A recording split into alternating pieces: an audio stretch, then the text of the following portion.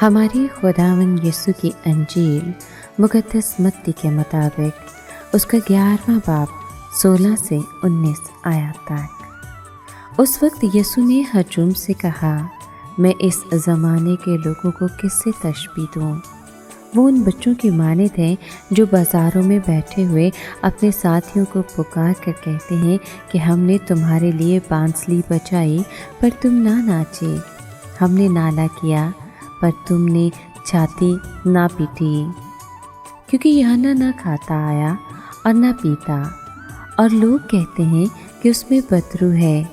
इब्ने इंसान खाता पीता आया, और लोग कहते हैं कि देखो खाऊ और शराबी, मुहस्सलों और गुनहगारों का यार, मगर हिकमत अपने कामों से रास्त ठहरती है। पाक कलाम के पढ़े और सुने जाने पर खुदावंद की बरकत हो, खुदा का शुक्र हो। अजीज़ दोस्तों, आज की आयत में हम देखते हैं कि लोग मज़हब के साथ इस तरह खेल रहे हैं जैसे कि बच्चे गली कूचों में खेलते हैं।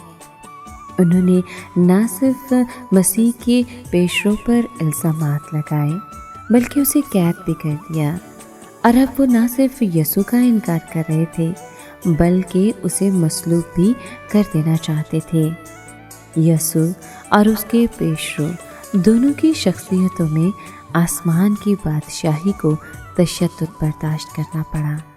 यूहन्ना को कैद किया गया और फिर उसका सर कटवा दिया गया और मसीह यीशु को सलीब दी।